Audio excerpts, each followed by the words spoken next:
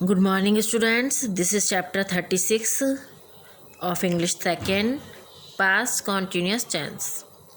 ठीक है। इस टेंस की पहचान क्या है? इस टेंस के वाक्यों के अंत में रहा था, रही थी, रहे थे आदि शब्द आते हैं। जो प्रेजेंट कॉन्टीन्यूस था उसमें क्या था? रहा है, रही है, रहे हैं आदि शब्द आते थे। पास्ट में क्या है? पास्ट क्योंकि बीता हुआ होता है इसलिए इसमें रहा था, रही थी और रहे थे आदि शब्द आते हैं। जैसे चाचा जी समाचार पत्र पढ़ रहे थे होना चाहिए बेटा यहाँ पर, ठीक है। चाचा जी समाचार पत्र पढ़ रहे थे। मैं पत्र लिख रहा था, तो रहा था, रहे थे, यानी इसको देखकर हम पहचान लेंगे कि ये पास्ट कॉन्टीन्यूअस टेंस है। अब इसे बनाने के रूल्स क्या होते हैं? सबसे पहला आता है अफर्मेटिव सेंटेंस को बनाने के रूल्स। सबसे पहले कर्ता आएगा, फिर वॉज या वर आएगा, फिर क्रिया में आईएनजी, फिर कम रखते हैं। यानी सबसे पहले सब्जेक्ट हो गया, फिर वॉज वर आता है, फिर वर्ब की फर्स्ट फॉर्म में आईएनजी लगता है और उसके बाद में जो कर्म है यानी जो कर्म कर रहे हैं, कार्य कर रहे हैं वो आएगा, ठीक है। आई तथा एकवचन कर्ता के साथ वॉज तथा बहुवचन कर्ता के साथ वर का प्रयोग करते हैं, ठीक है। आई है या एकवचन कर्ता, कुछ भी एकवचन कर्ता में ही, शी, इट कुछ भी होगा उसके साथ आप वॉज का प्रयोग करेंगे और बाकी वी, यू, दे और बहुवचन के साथ आप वर का प्रयोग करेंगे।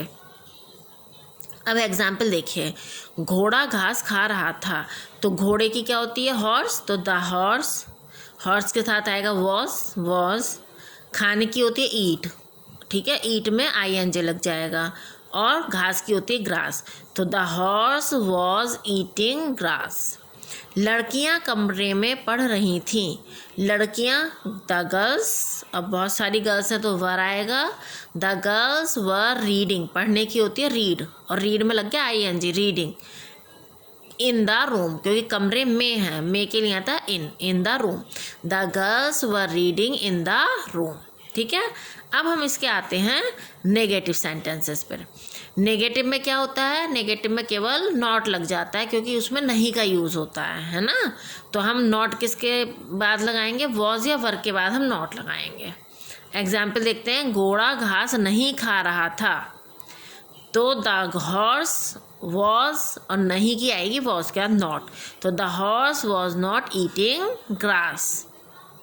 लड़कियां कमरे में नहीं पढ़ रही थीं, तो the girls were not reading in the room, ठीक है। अफर्मेटिव में आपने जो बनाया था सेम वही है और आप देखिए अफर्मेटिव में वॉज या वर के बाद नेगेटिव में नॉट लग गया है केवल, ठीक है। अब हम आते हैं इंटेरोगेटिव सेंटेंसेस पर। इंटेरोगेटिव सेंटेंस में क्या होता है? सबसे पहले वॉज वर लगाते हैं, फिर कर्ता, फिर क्रिया में आईएनजी, फिर कर्म और फिर प्रश्नवाचक चिन्ह।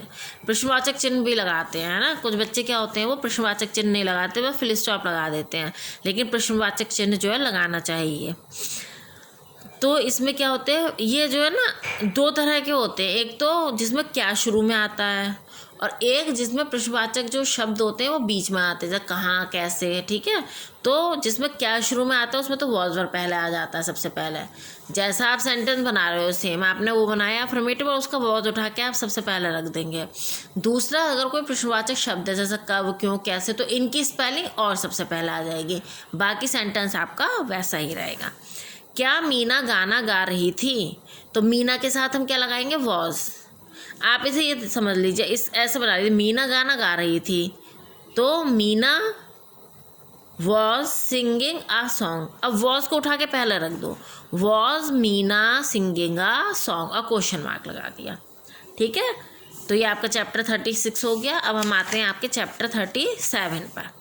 चैप्टर 37 आपका फ्यूचर कॉन्टीन्यूअस टेंस, ठीक है। इन वाक्यों की पहचान क्या है? इन वाक्यों के अंत में रहा होगा, रही होगी, रहे होंगे, रहा होगा, रही होंगी आदि शब्द आते हैं, ठीक है। जहाँ भी ये आएंगे लास्ट में शब्द सेंटेंस के वाक्य के अंत में, तो हम पहचान लेंगे कि फ्यूचर कॉन्टीन्यूअस टेंस है। जैसे देखिए, वह दिल्ली में रह रही होगी, तो रही होगी हम पाठ याद कर रहे होंगे, ठीक है। इन्हें देखकर हम पहचान लेंगे कि फ्यूचर कॉन्टीन्यूअस टेंस है। अब हम आते हैं इसके रूल्स, ठीक है। सबसे पहला आता है अफर्मेटिव सेंटेंस को बनाने का रूल। सबसे पहले कर्ता आएगा, फिर विल या शैल आएगा, फिर बी आएगा, फिर वर्ब की फर्स्ट फॉर्म में आईएनजी आएगा और फिर कम रखते हैं, ठीक है, देखिए अब एग्जाम्पल देख के समझते हैं। मैं मैदान में खेल रहा हूँगा। अब विल और शैल आपको पहले ही बता दिया है, पहले वाले टेंस में फ्यूचर इंडेफिनिट में, कि विल और शैल किसके साथ आता है, आई और वी के साथ केवल शैल आता है, बाकी सबके साथ आपको विल का यूज़ करना होता है।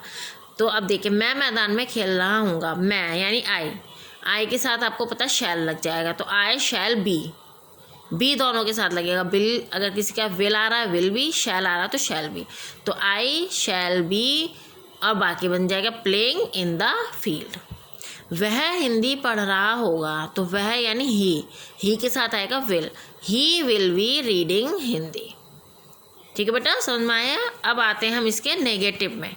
नेगेटिव में नॉट लग जाता है, सिंपल सी बात है। अब नॉट कहाँ लगेगा, विल बी और शैल बी के बीच में, यानी will not be, shall not be.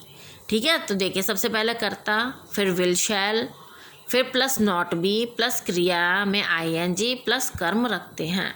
Example देख के समझिए। वह हिंदी नहीं पढ़ रहा होगा, तो वह यानी ही के साथ विल, तो he will not be reading Hindi. Reena खाना नहीं खा रही होगी, रीना के साथ विल आता है, Reena will not be eating the food. अब आते हैं हम इसके इंटेरोगेटिव में क्या करेंगे। इंटेरोगेटिव में क्या करते हैं, सेम वही प्रोसेस है। क्या है शुरू में, तो विल और ये शैल पहले आ जाएगा उठकर, बी नहीं आएगा, विल या शैल आएगा केवल, उसके बाद फिर कर्ता आएगा, फिर आएगा बी, बाकी सब अपनी जगह पर रहेंगे, केवल विल या शैल पहले आ जाएगा। और अगर कोई क्वेश्चन प्रश्नवाचक शब्द बीच में आया हुआ है तो वो और पहले आ जाएगा। ठीक है, जैसे देखिए क्या वह पटना में रह रहा होगा, तो क्या सबसे पहले आ गया, तो वह पटना में रह रहा होगा, ये हो गया। तो ही के साथ हम क्या लगाते हैं, विल, तो विल सबसे पहले आ जाएगा, will he B living in Patna. ठीक है, ऐसी सेकेंड एग्जाम्पल। हम अब पाठ याद कर रहे होंगे, तो हम के साथ शैल आता है, तो शैल आगे, शैल वी बी, है ना, लर्निंग द लेसन। तो ये आपका चैप्टर 37 कंप्लीट हो चुका है।